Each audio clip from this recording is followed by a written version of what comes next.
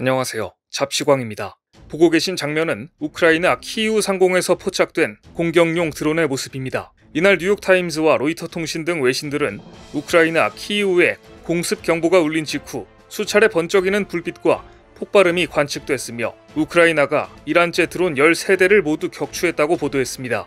격추된 드론 일부에서는 라잔을 위하여라는 문구가 발견됐는데요.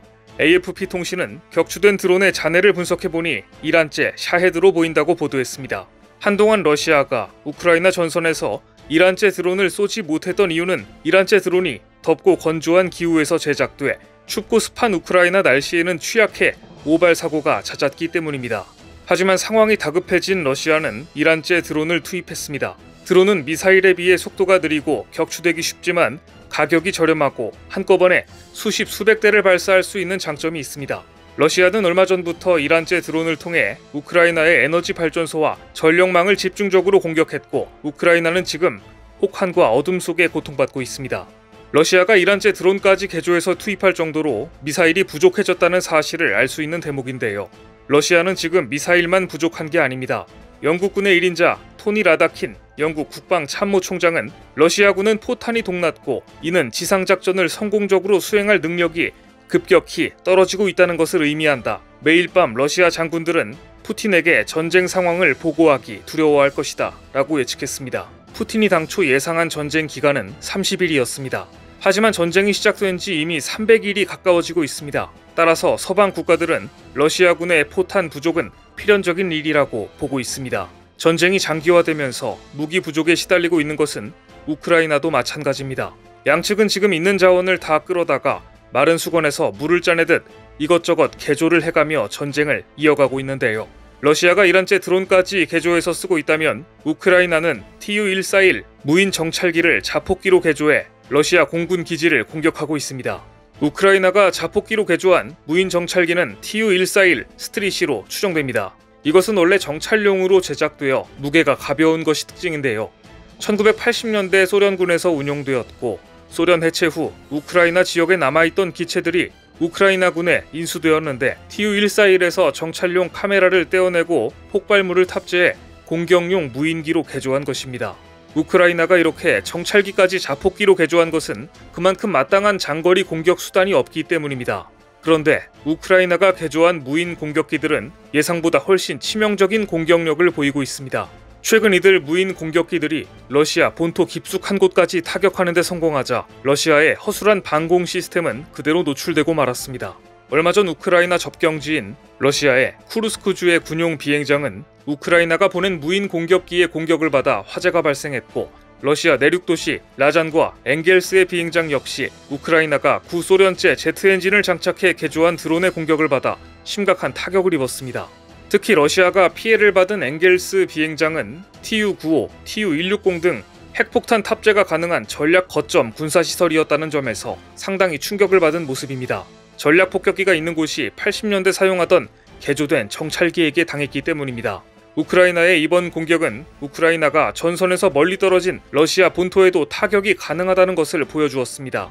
이 사건 이후 러시아 내부에는 적잖은 동요가 일었고 그날 SNS에는 우크라이나의 장거리 공격 능력이 확보됐다면 수도 모스크바까지도 안전하지 않을 것이라는 유명 군사평론가의 우려까지 올라왔습니다. 다만 미국과 서방 국가들은 우크라이나의 러시아 본토 공격에 우려의 시선을 보내고 있습니다. 서방 국가들 입장에서도 확전만큼은 솔직히 피하고 싶기 때문입니다. 토니 블링컨 미국 국무부 장관은 기자회견에서 미국은 우크라이나의 러시아 내륙 공격이 가능하도록 하거나 이를 독려하지 않았다. 미국의 역할은 우크라이나인들이 영토와 자유를 방어하는 데에 필요한 장비를 갖추도록 돕는 것이다. 라고 확실히 선을 그었습니다. 러시아는 이제 오로지 추위에 매달리고 있습니다. 러시아는 겨울이 다가오자 지난 10월부터 우크라이나 민간 기관 시설에 미사일을 쏟아부어 단전에 따른 추위를 무기로 삼는 전략을 가동했습니다. 우크라이나 국민들을 공포와 추위에 몰아넣어서 전의를 상실하게 하는 작전을 펴고 있는 것인데요. 러시아가 누구의 도움도 없이 수세에 몰려 있다면 반대로 서방 국가들은 우크라이나의 전황을 뒤바꿀 만한 지원을 계속하고 있습니다. 혹독한 겨울을 나는 우크라이나를 위한 약 1조 3,800억 원의 원조를 약속했고 우크라이나의 정밀 타격 능력을 한층 높이기 위한 새로운 시스템을 제공하기 시작한 겁니다.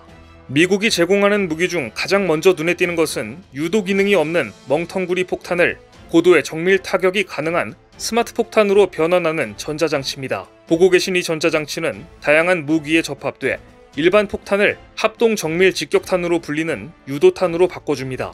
우크라이나군은 올해 6월 이후 미군에서 지원받은 고속 기동 포병 로켓 시스템, 즉 하이마스를 활용해 러시아를 정밀 타격해왔습니다. 하이마스는 러시아군의 보급선을 끊어 진군을 정체시키는 방법으로 전황을 바꾼 게임 체인저였는데요.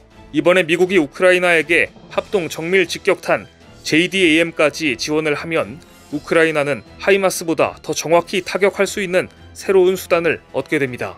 아울러 미국은 우크라이나에 러시아 항공기와 미사일을 격추할 수 있는 패트리엇 체계를 지원하는 방안도 검토 중입니다. 패트리엇 미사일의 유효 사거리는 70에서 80km이고 최대 고도 24km까지 요격이 가능합니다. 또한 패트리엇 체계는 방어용 무기이기 때문에 미국이 지원하는 데 부담도 덜합니다. 러시아 본토를 향한 공격용 무기를 지원했다가는 확전의 빌미가 될 수도 있기 때문입니다. 이처럼 우크라이나 전쟁이 언제 끝날지 아무도 예상할 수 없지만 한 가지 확실한 것은 전쟁이 끝나면 우크라이나 재건에 막대한 비용과 지원이 필요하다는 점입니다. 러시아군의 공습으로 우크라이나의 전력과 수도, 도로 등 주요 인프라는 파괴되었고 특히 전력시설이 집중 공격을 당하며 절반 이상 파손됐는데요. 최근 17개 주에서 전력 공급이 끊겼는데 우크라이나는 자국 재건에 필요한 비용을 약 7,500억 달러, 약 962조 원으로 추산하고 있습니다. 이 막대한 비용은 서방 국가들의 원조 없이는 불가능합니다. 그래서 우크라이나는 지금 전후 복구 지원을 위해 전 세계에 도와달라고 호소하고 있는데요. 우크라이나는 특히 한국의 손을 내밀었습니다. 블로디미르 하우릴로우 우크라이나 국방부 차관은 현재 국제사회가 발전기와 인프라 복구 장비 등을 보내주고 있고 특히 한국이 이에 동참하고 있다고 감사의 인사를 전했습니다. 또한 무기를 지원하지 않는 한국의 입장을 이해한다는 언급까지 여러 차례 했습니다.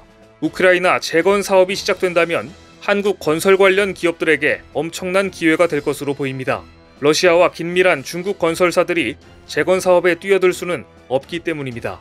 국내 건설 관련 기업들은 벌써부터 움직이기 시작했습니다. 우크라이나 재건을 위한 첫걸음으로 현대 두산 인프라 코어가 450에서 500kW급 발전기 20대와 DX-17Z 소형 굴착기를 지원하면서 발빠르게 움직였습니다.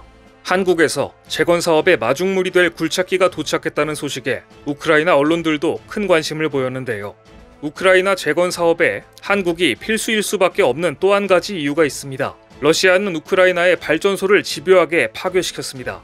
따라서 우크라이나 재건 사업에는 원전이 빠질 수가 없게 됐습니다. 한국은 최근 미국과 함께 소형 모듈 원전, 즉 SML과 전기분해 기술을 활용해 수소와 암모니아를 생산하는 프로젝트에 주도적으로 참여하고 있는데요.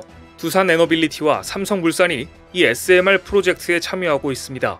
SMR에서 발생하는 고온의 열을 이용해 청정수소, 암모니아를 만드는 이번 프로젝트에서 두산과 삼성물산은 수소 생산에 핵심적인 역할을 수행할 계획입니다. SMR에서 생산되는 수소는 그린 수소로 분류됩니다. 그린 수소를 질소와 결합해 암모니아 형태로 전환한 것이 그린 암모니아입니다.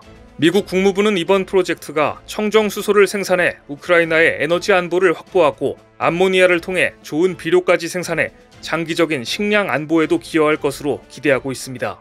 962조 원 이상 들게 되는 전후 우크라이나 재건 프로젝트에서 특히 건설, 철도, 에너지, 통신 등 인프라 사업이 한국 기업들에게 엄청난 기회가 될 것으로 전망됩니다. 오늘 준비한 소식은 여기까지입니다. 댓글을 통한 여러분들의 많은 의견 기다리겠습니다. 시청해주셔서 감사합니다.